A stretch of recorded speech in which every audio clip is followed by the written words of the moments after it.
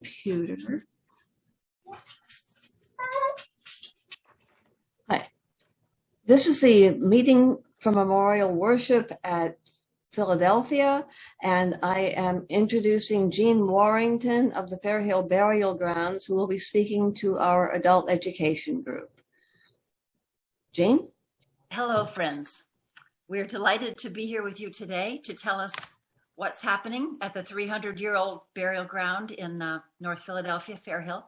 I'm Jean Warrington, a member of Chestnut Hill Friends Meeting, and I've been working on this project since 2004 and just love it. I'm the executive director now, soon to retire from that job, but I'll stay connected, I'm sure, in some way.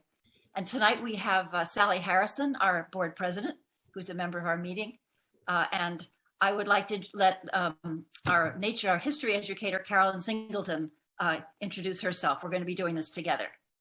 Okay, hello everyone. And again, I'm Carolyn Singleton, and I work with Historic Fairhill doing class tours with the little children, and also monthly tours with adults and children on the second Saturday of the month.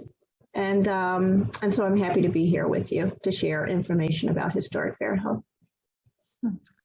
So what we're going to talk about today is first the 300-year-old story of this wonderful site, the early Quaker founding of this, and then Carolyn's going to talk about the 150-year-old story of the great abolitionists and early women's rights activists buried there, and then we're going to splice in the history and also the murals. There are these wonderful wall murals that tell the story of social justice history in Philadelphia.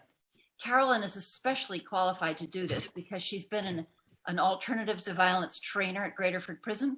And when she talks to school groups about the healing walls, she really knows what she's talking about. And it's very moving for the students and the adults who hear this tour. Then we're going to move on to what's happening today. We're going to talk about our big community garden program, really an urban farm. And then we'll talk about our work in our neighborhood schools. So that's what we'll cover. We'll show you slides, and then we'll have time for questions afterwards. Okay, let's hope the technology works.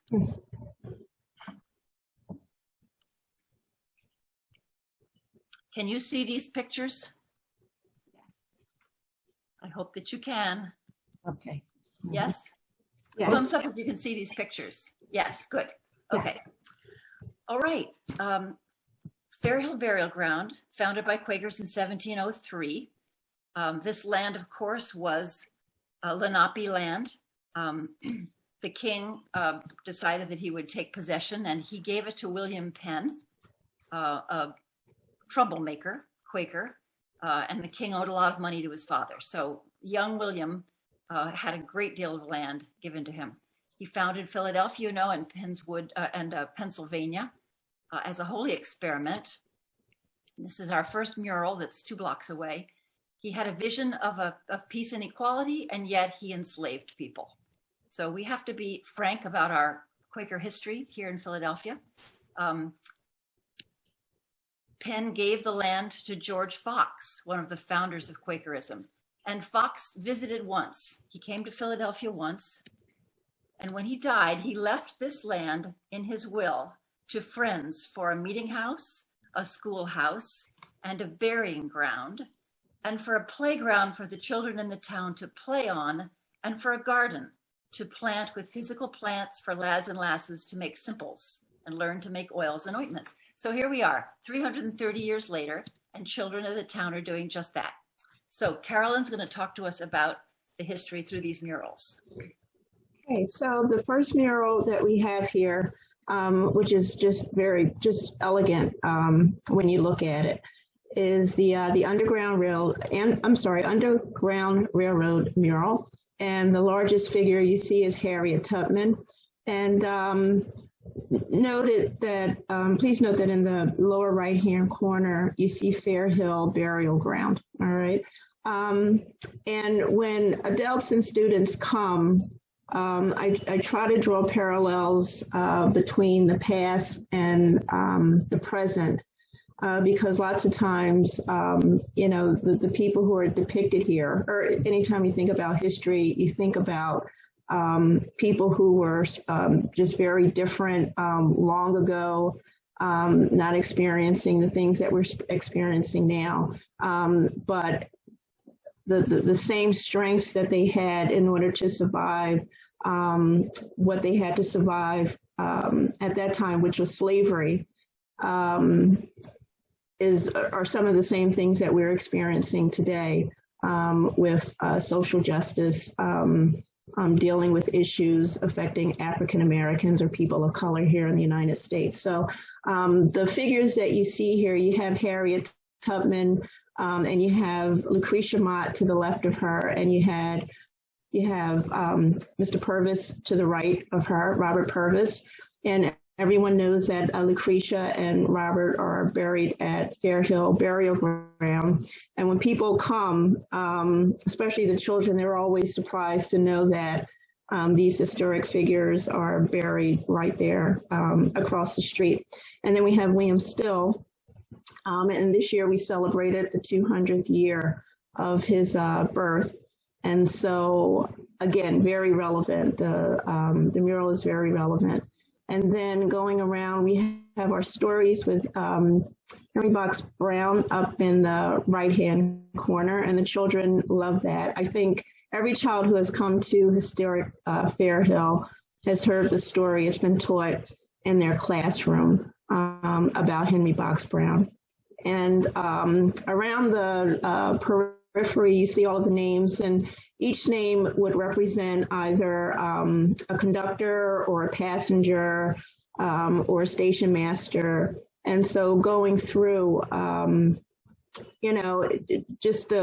I try to do is just give a little insight and draw parallels between the struggle in the past and the struggle that we still have today, and the same courage that they had to have in order to survive then, we have to have now. Up at the top, it says, a few of the many who gave of themselves for others. One day, and I want to mention this only because there were some police officers who came out for a tour. And, I was really taken back by the fact that they really enjoyed the mural tour, especially this mural. And they had driven up and down Germantown Avenue. They served the people there in the community, but they had never really taken time to look at the mural. And one of the things that I shared with them is that just like police officers put their lives on the line every day for people who they don't even know, the figures here in the picture, Robert Purvis, Lucretia Mott, Harriet Tubman, William Still, all of the people who are listed around on the periphery of the mural, they also put their lives on the line for people who they didn't know, for strangers, complete strangers. And so that would be my introduction as far as this particular mural, which I just find fascinating whenever I look at it. And here, focusing on Robert Purvis, again, buried there at historic Fairhill and buried right next to his wife, and who was right here, Harriet Purvis. And Harriet Purvis, she, worked on two issues. She worked with regard to social justice and race, but also social justice with regard to women. And here we have the executive board of the Abolition Society of 1848, and you have you have Lucretia Mott front row seat, and you can see how small she was. And then you have Robert Purvis sitting next to her. And then you have others here who, again, all devoted to the abolition movement. And here we have James and Lucretia. It says, traveled widely preaching anti-slavery. Very feisty woman. And I understand that she actually attended your friend's where you do your service. So I'm interested in hearing more about that she actually attended, there for worship. Oh yeah, she preached. She preached at Arch Street and then and then Cherry Street. And then Cherry Street, okay. The Female Anti-Slavery Society held the first meeting, and here you have, again, women who were working together, you know, for women's rights, but then you had them also coming together to fight anti-slavery. And over to the right, you have Lucretia Mott, and up at the top, you have it says, "Am I not a man and a brother?" And then to the left, "Am I not a woman and a sister?" And and then we have the burning of Pennsylvania Hall, where, as you may know, you have a mob scene, and when I look at it now, very similar to January 6th, where they just didn't like the idea that blacks and whites were coming together to meet. And so they decided to burn the hall down, and it took a while for the firefighters to come intentionally. You know, according to the historic record, you know, they took their time coming on purpose to put it out. And this was the mob that destroyed the Pennsylvania Hall. And they didn't turn those hoses on Pennsylvania Hall. They let it burn to the ground after only 3 days. That was the first convention held there, and they burned it down. Where was the, oh, I'm sorry. There's a good story about that, but we'll move along and we can always get back to that. Sure. So Mott was a tireless activist. She was involved in many issues. She saw all issues and struggles for human rights to be related. So she worked on abolition, and the women's rights movement grew right out of the abolition of slavery movement. She and Elizabeth Cady Stanton met each other at the World Anti-Slavery Convention in 1840. And then 8 years later, Mott was up in upstate New York, and there was a tea party of 5 women, and 2 of them were buried at Fairhill. Lucretia Mott, Marianne McClintock. And they had, in 10 days, they organized that convention. They needed a document, so they rewrote the Declaration of Independence. "We hold these truths to be self-evident, that all men and women are created equal." James Mott actually clerked the first day. So that was the start, and you know, enormous change from that one as well. Carolyn, would you do this Philadelphia history now? Sure. Okay, so it has here, you can see the trolley cars. For 100 years, North Philadelphia factories offered jobs to immigrants. But the other thing that's important here is that they weren't integrated. And so there were a lot of efforts, a lot of Blacks involved in helping to integrate the trolley cars, because for the longest time they weren't. In the 1980s, factories closed and drugs became Fairhill's economy. And, you know, I'm sure if you walk through Fairhill, you'll be able to identify this corner, but it looks very different now. And also as far as the burial ground, where it's just, it's dilapidated, and a lot of trash, abandoned cars, burnt out cars. And there was a drug cartel there for a period of maybe 3 or 4 years, and maybe longer, in the late 1990s and the early part of 2000. And here you have Peaches Ramos, who was a neighborhood organizer, and she led the campaign against the drug dealers and worked with the police. And when you meet her, you can't help but to have respect for her. She's older now, but you know, she still has that feistiness. And her goal was to clean the neighborhood and make the neighborhood safe for children. That was her main goal, making the neighborhood safe for children. And to live in a neighborhood where you're afraid for your child as soon as they walk out the front door, no quality of life. And so again, it was her goal to clean up the neighborhood. And here you have some people who are helping, you know, with that struggle, trying to clean the neighborhood. But as far as Peaches is concerned, you have her here. And you can see how young she was. I mean, I'm looking at her now. She looks like she was about 20 years old. I feel like I could be her mother. But again, working with the police and working with the community. And then later, again, here she is with the braids up against the fence. But later, after cleaning up the neighborhood, helping to clean up the neighborhood, a lot of the people who were there actually, doing the criminal activity were at Graterford. And so when she met with them, this is a tribute to Peaches Ramos. This is the mural to celebrate her. And what I was about to say is that she went to, a lot of the criminals were at Graterford. And so she actually met with them, and they actually contributed to the painting of these murals. This is drugs and mass incarceration still plague Fairhill. This is a mural depicting, hope, love, looking to the future. And this one right here, the healing walls, victim's journey and inmate's journey. And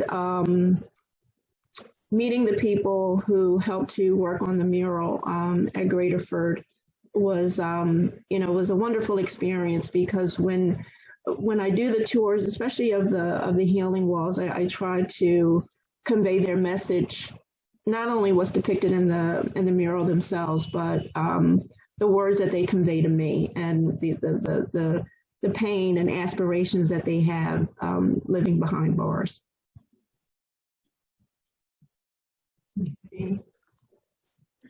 Okay, so we're going to move now ahead to today. Friends cleaned up and reopened the site. Took 3 years before they could even cut the grass. When you leave nature alone for 7 years, it had become really overgrown. We've got gardens now where kids are working outside. We have several satellite gardens now. This is the corner of 9th and Indiana. Here you see the mural of Peaches. And here are neighbors Carrie and Hector. Carrie takes care of one of the corner lots and Hector the other. And they want them to be there to memorialize the murals, the history, and for the neighbors. We have started a tree tenders chapter with the Horticult PHS and have planted 125 trees on the surrounding blocks, which really makes a very big difference in our neighborhood. Our neighbors, Tito and Jorge, wanted to learn how to grow healthy food. They wanted to be independent and healthy. And so PHS supplies the seedlings. This is Dennis, our grounds manager. He's got the know-how. He's been doing this for years. And these two guys have become urban farmers. Tito is now our lead gardener. Jorge is on our board. And this is what that garden looks like.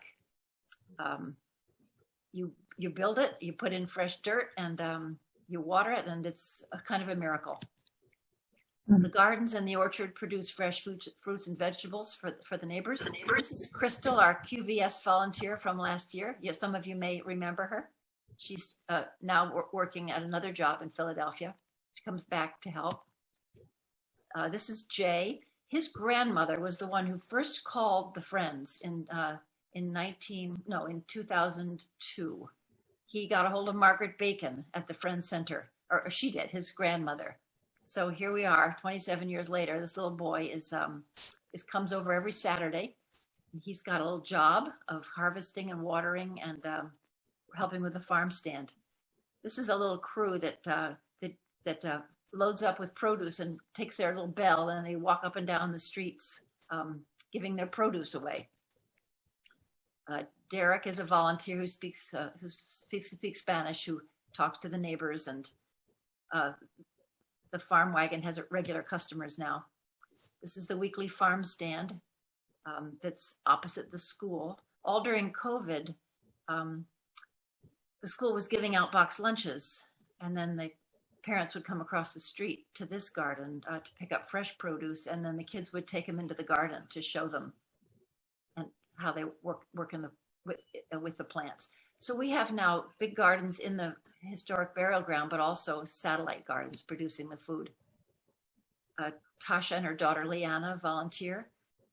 Everybody wants to get outside. If you've been cooped up in your apartment or your house for a year and a half, you just need to get outside. So the gardens have meant more than ever this last year. Christina asked for help to build a garden on an empty lot. And look what she's done with it the first summer. Neighbors now have birthday parties and picnics and baby showers outside in that garden. And it's just such a community resource, to have an abundant garden. And there's Tito with neighbor kids, and they're picking tomatoes through October, collards and kale through Christmas. So here's a map of our partners' gardens with a little leaf there. You can see here's the burial ground, the 4.5 acres. It's right on Germantown Avenue. So if you come up from Arch Street, it's very close to Broad Street, 2900 block. So just 3 miles north of City Hall. We've got gardens at the Evelyn Sanders Townhomes, at the Auburn Street, at the Halfway House, at Potter Thomas School, Julia de Burgos School, Lighthouse Head Start. And then we've got these individual, not organizations, but and there's one, the Madrasa Daycare Center down the street. But more and more people want to have gardens, and so we help. So now we're going to talk about the literacy. These are the apples show that our partners' schools in the neighborhood. So in 2009, all the Philadelphia school libraries were closed. All the librarians were laid off because of the budget crisis. And this one, when we came to Julia de Burgos at 4th and Lehigh, bringing our reading tutors there, one of our volunteers asked the principal, is that a library? Did that used to be a library? Would you like some help reopening it? And the principal, just shook his head and said, every year I've tried to do this, but I don't have the staff. I don't have the money. We're too busy. So on MLK Day in 2016, a bunch of teachers came and Quaker volunteers, and we cleaned the rug, and we contacted the architect, Vincent Rivera, who built the school only in 2002, recently. He told us where to put the shelves. And in 2000, late 15, early 16, we reopened this library. So it's just a beautiful, hopeful place. There's a computer catalog where kids can look for books by keyword or author or title. It's a happy place with exciting books. These girls in the 4th grade were reading a story that was so moving to them that they burst into tears. So you give a kid a book that is that exciting and relevant to her life, then there's a reason to learn how to read well. So libraries have become real motivators for kids learning how to read, and reading opens the world. We bring guest artists in. This is a performance of Letters to Aunt Hattie by the Beacon Theater production. This is Gigi McGraw, who wrote and acted in this production, about Harriet Purvis and her niece. History plays, and every year they've done one. Under the Bonnet was about Lucretia, and last year it was Meet Joanne Robinson, about the woman who organized the Montgomery boycott. So we try to bring history education that is lively and informative and inspiring to the kids.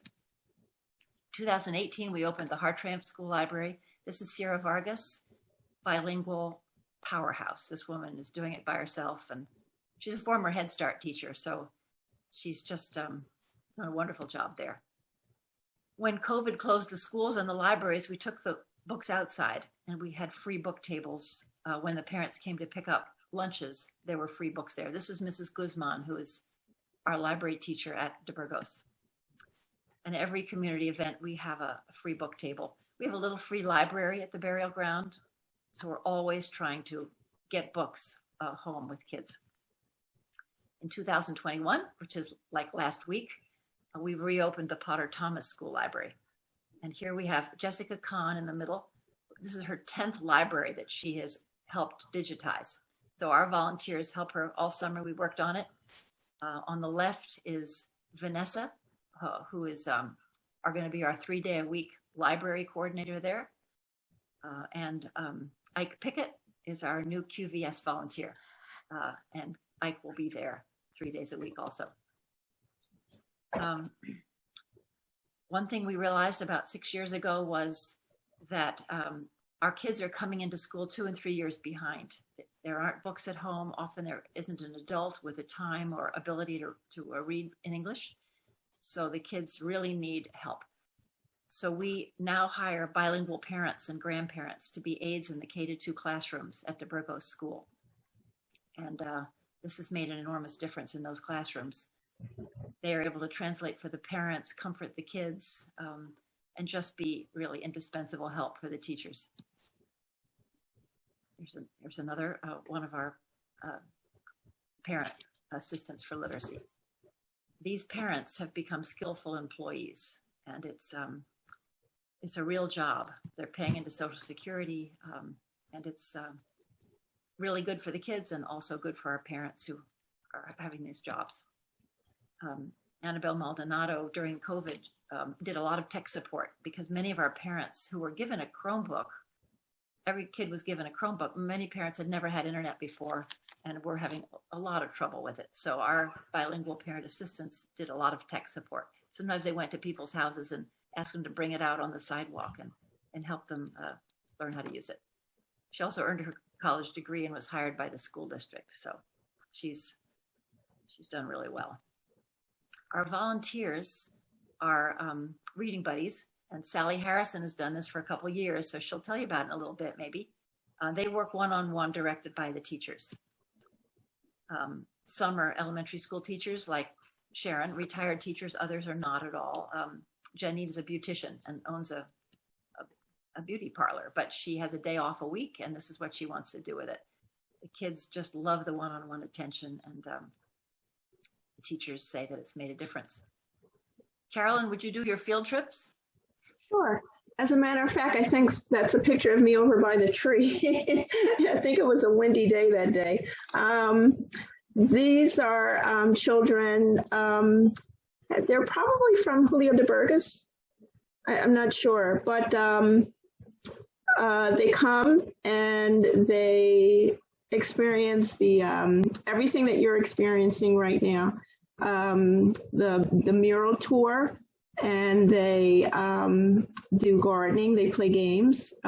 This is a mural tour, and they actually pay attention, which is really interesting. And they ask questions, they answer the questions, and they're really engaged. And here we have children who are standing by the burial ground, the burial site for, looks like Robert Purvis.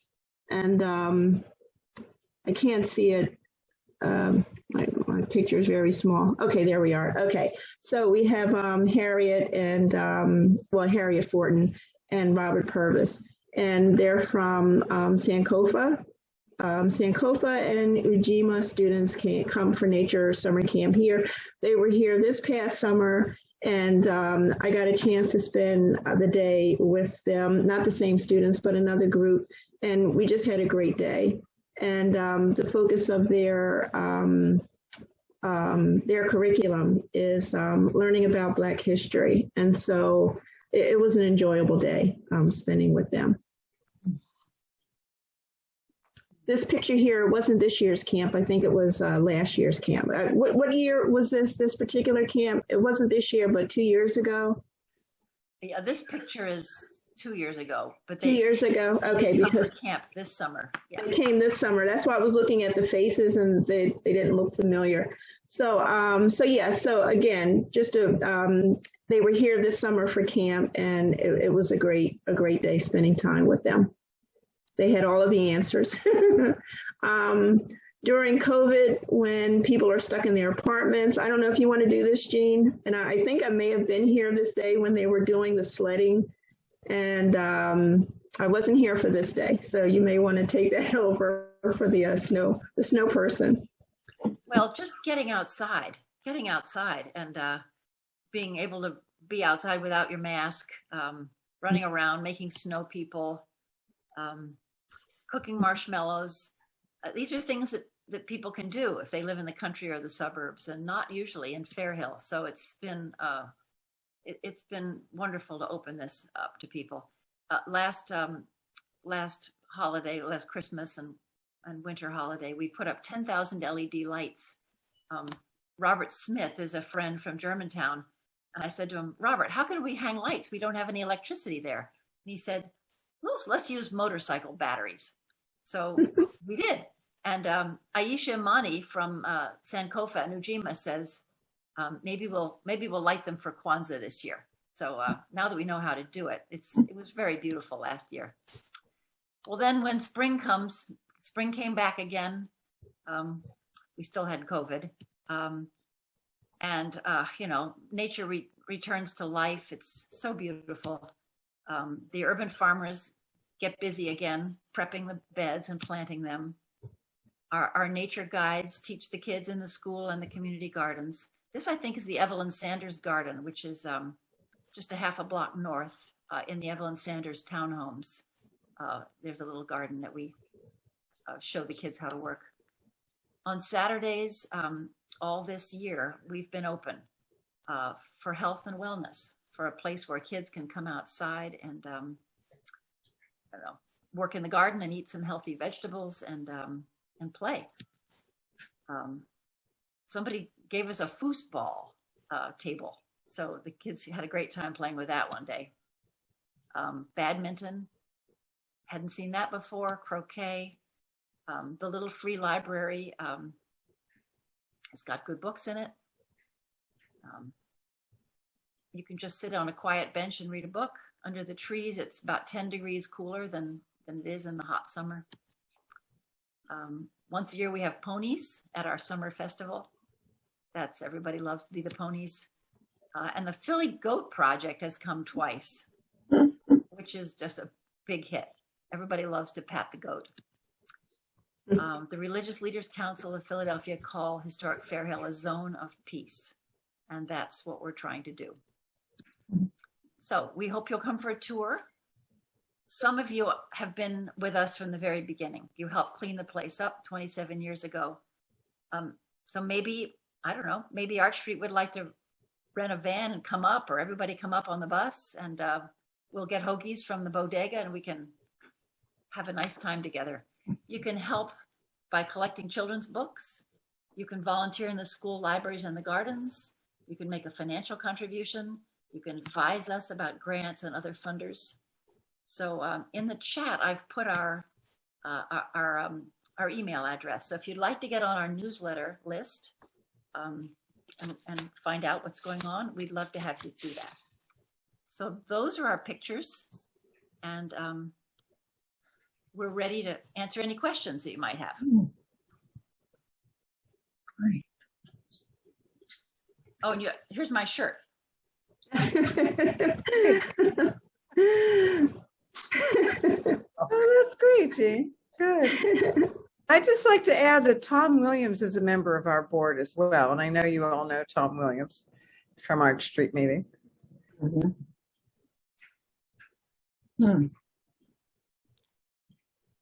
Question. So Lucretia Ma, she was from Arch Street meeting, correct? Is that correct? She was until the split, and then she had to decamp to Cherry Street. Mm-hmm. Okay. I think she was at Arch Street for yearly meeting when yearly meeting was held there, and then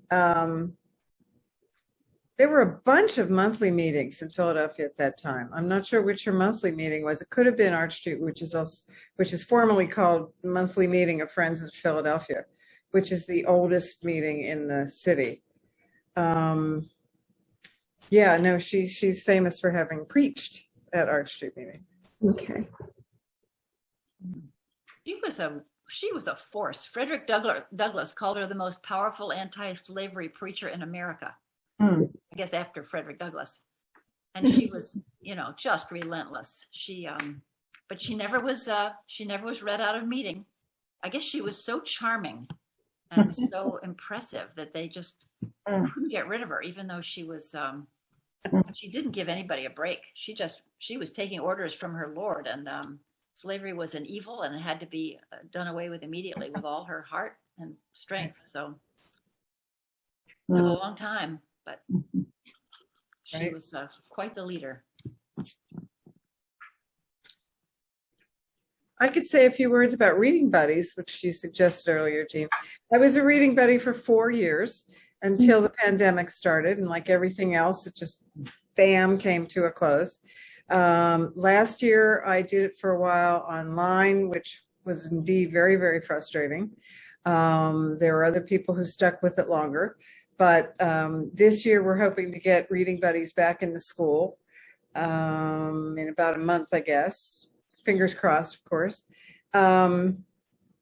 What I loved about it was having that relationship with the kids. I was working in a kindergarten class each time.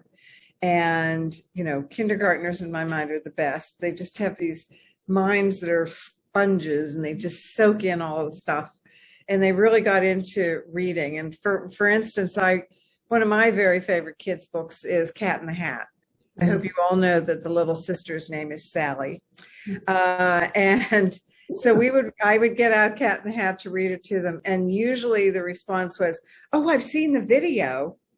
And I would say, "Listen to the book, it's even better." And they'd kind of look at me like, "Really?" Anyway, I love that very much. The kids are just super and seem so appreciative of the one-on-one attention. Mm-hmm. Yeah. So if anybody's interested, talk to any of us on the call. How many murals are there? And where are I mean, they're all down Germantown Avenue? Is that what you said? Yeah, that's correct. There are two right across on Germantown Avenue, right across from the burial ground. And then if you go one block down, and you have to actually be looking for it, you have to look up. That's where you have the healing walls. And if you're going away from Lehigh, then they would both be on your right. But then in order to see the tribute to Peaches, that is that Indiana? Yeah. Is that the corner? I think that's 9th in Indiana, right? 9th in Indiana. Right. That's there. Right. But on Germantown Avenue, again, you can't help but to miss the Underground Railroad mural because it to me it just hits you in the face. But I had driven up and down Germantown Avenue many times, and I hadn't seen the healing walls.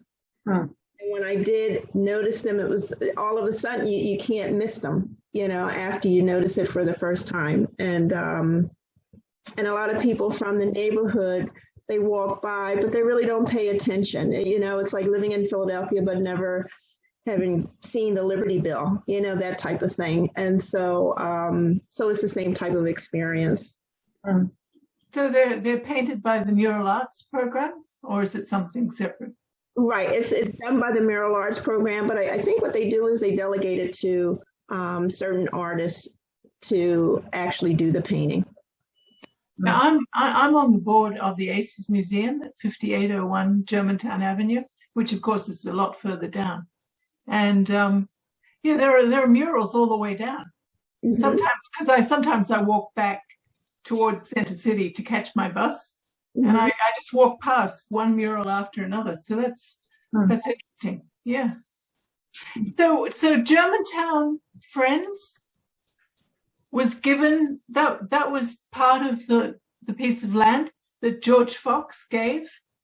No, Germantown Friends School is about 2 miles further uphill, right, away from the city. No, I know where it is. So that's not near Fairhill Cemetery. That would be it's 2 miles away. That would have been a different grant. I'm not sure where that land came from, but I see. So what was the meeting house that was built? Well, the Fairhill Meeting House. It was a I see. preparatory meeting. It was a little tiny brick building in 1703 that had to be torn down when the city grid got that far up. Okay. But the second one now is 1883, and it's right across the street. It's now St. John's Memorial Baptist Church with Reverend Nathaniel Holder, who's really a good neighbor. He does a food pantry there every week, and we often have our vegetables there. So he's a good neighbor. But we only own the burial ground now. We're looking. We're trying to get an indoor space so that we can have an office there and meeting space. But if we have large meetings like our essay contest or big classes, we can always use the meeting house. They're very generous letting us use it. It was a functioning meeting house until the 50s, was it, Jean? 1950s, I think. Well, Jim Glacken, who was on our board, grew up in that meeting house. Right. I think there was a small congregation there until the early 60s. Oh, okay.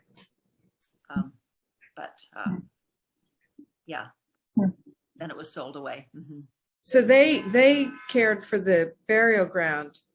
And then when the church property and the burial ground, the church was sold, and they didn't, my understanding is that group didn't pay much attention to the burial ground, and that's when it fell into disrepair. Well, both properties were sold in 85 with an endowment to keep it up, but it was the biggest open air crack cocaine market in the city. I mean, it was just so much money was being made on that corner, and it just was terrorizing the neighborhood. And the friends just couldn't keep going, so they sold it. And that's how everybody felt about it. The police would drive by, and the people would scatter, and they'd be right back. Until Peaches Ramos came along and organized the neighbors, there wasn't anything that could be done about it. But what an example of one woman's courage, then organizing everybody to get together. Then the police were able to have support within the neighborhood, and that's how they finally cleaned it up. It's quite the story. 150 years ago, a small group took on an enormous social injustice, and 30 years ago, 27 years ago, similar story. How is it now, the neighborhood? How is that neighborhood now? Is it? Our kids can take a little farm wagon up and down the streets with free vegetables. I mean, it's. And is it a pretty good size? Is it cleaned up in a pretty far in both directions, or is still the dangers? Well, the opioid crisis has moved east over to Kensington, moved a half a mile or a mile east. We still have trouble. I mean, drug gangs are still having shootouts in our neighborhood. But the police asked me if Peaches would get involved again, and I called her and said, "Would you do it again, Peaches?" Because there was a gang murder, and about every year or so there's one not too far away. And she said, I knew all their mothers, so back then I could do it, but I can't do it now. These are older gangs, and I don't know them. And so it's never ending. We just have to keep on keeping on forever. There's no sense in thinking or believing that once we clean it up, that's it's cleaned up. That's right. Sure. That's right. So It's also the highest poverty rate of any zip code in the city. We've got a pretty poor city, so that's saying something. Yeah. There was a murder outside Dr. Hankin's office. She's the owner and founder of ACES Museum at 5801 Germantown Avenue. And for the 9/11, the night before the 9/11 ceremony. Yeah. So, I mean, it's going on all the time. It's really. 5801 come in? Where does that come in, 5801? Price Street. Shelton Avenue. Yes, it's one block from Shelton. That's right. Okay. Yeah. And it's Vernon Park. And Vernon Park has a huge statue for Franz Pistorius. And Franz came from Germany in 1683. And in 1688, he hooked up with the Germantown Quakers. So that they were there in 1688. I've forgotten that. And Fairhill was 1691, so that was 3 years later. But in 1688, Franz Pistorius and the Germantown Quakers put together some kind of document trying to get everyone released from slavery. I mean, that's what they were. Yeah. So that historic plaque. That plaque is right there on Germantown Avenue. You just drive right by it, going north. Yes, well, but the statue says that too. I mean, there's it's pretty spectacular. So I mean, all this, it's interesting because George Fox was not terribly opposed to slavery, and I don't know whether that's because he wasn't aware of it or aware of the extent of it, or whether there was political pressure. But he didn't come out and slam it. But it was, I just found it absolutely fascinating. In 1688, there was a concerted effort to get rid of slavery in Philadelphia. And it didn't happen for quite some time. Yeah. Friends finally said no member of the society could own people in about 1775, I think it was. So it took another 90 years after that. Yeah, it took him. I mean, it's unbelievable. Yeah. That was at Arch Street. You know, we had all the history of course, Arch Street that was in this vault that we had. And then finally, it got so full that Bryn Mawr said they would take all our history. And so there was a concerted effort. I happened to be a member of the meeting at the time, and we all took all of these files out from all the minutes and everything, and we put them all on big tables, and it was just incredible. And I remember when I started looking at them, and I don't remember exactly what date it was right now, but seeing when that change took place of slavery, when they stopped having slaves, and it was awesome. Everybody was quiet. It was a moment of quietness when we realized how important that was, and still is. You know, it was really something. It was pretty. Anyway, wow. Won't ever forget it. You know. Yeah. Wow. So the work continues. Yes, it does. But what we know is how resilient and how resourceful our neighbors are. And working with those kids is very, very satisfying. Good. Wow. Gee, how long have you been doing this, Jean? You know, we moved back to Philadelphia after 30 years away. And Signe Wilkinson took me to Fairhill on Christmas Eve, 2002, to deliver cookies to her buddies, block captains, Hector Colon, Peaches. And I thought, what a story this is. So I made a movie called The Struggle for Fairhill, and it's on our website. It tells the story of Margaret Bacon, the biographer of Mott, white Quaker woman, and Peaches Ramos, our Puerto Rican block captain, our local hero, and Beatrice Streeter, the African-American pastor who at the time owned the old Fairhill Meeting House. And these three women from three different cultures just decided they'd had enough. So they organized all their communities. And, you know, as I said, once the police had neighbors ready to work with them, then they could shut down the biggest open air crack cocaine market in the city. That was the burial ground of Lucretia Mott. Ay, ay, ay. And, you know, ever since then, so I've been working at for about, 16 or 17 years. We've tried a lot of different things and worked with wonderful partners. And, you know, we've got a nonprofit. Sally Harrison's the president. And we've reopened 4 school libraries, and we have 5 big school gardens. And We've brought a lot of kids, brought them along. Carolyn's given a lot of great history tours, so we welcome you. Bring your. So it sounds like Lucretia Mott reached out and grabbed you around the neck and told you what to do. She didn't stop. That's right. What would Lucretia do? We ask ourselves that every day. That's right. Yeah. Wow, that's great. That's really terrific. We feel very fortunate to have such an opportunity to serve and to be in community like this. Yeah, that's wonderful. It's really it's a joy. Frustrating sometimes because there's so many obstacles in front of our neighbors, but take courage from them. But sure, I mean, just think of the obstacles that we see, but then there are the people who are living right in it, you know, they're the ones that are suffering. Carolyn, how do you think our neighborhood's changed in the times you've been there? What are your thoughts?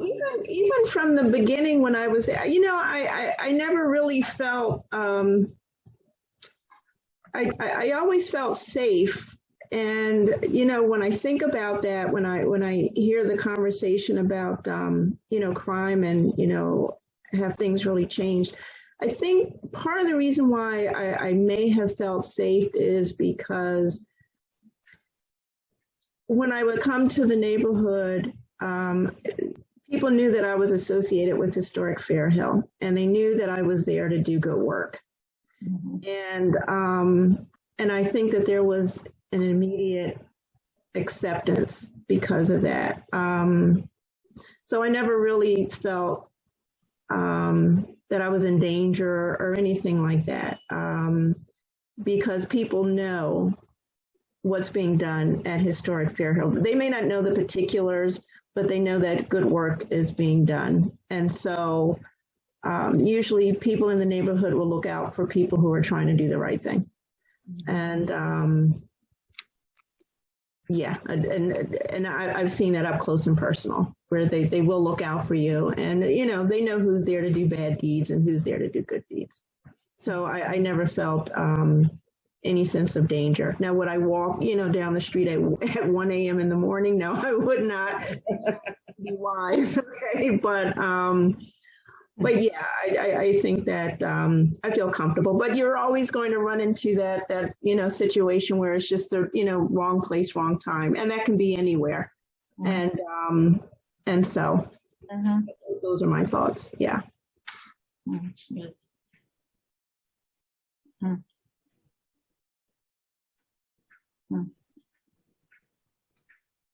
Well, this has been super. I totally appreciate all the information you brought us and the really well-prepared presentation you had and all the information you've had for answering questions. This has been delightful. I will be posting this on YouTube, and I'll send you the link as soon as it's up. It should be up sometime this week. And again, thank you very much. There's something you want to say before I stop the recording? If anybody wants to get our newsletter, just contact us at info@Historic Fairhill, or check out our website. We have a new website. I think you'll like it. historicfairhill.com. Okay. Thank you. Thank you. Bye-bye.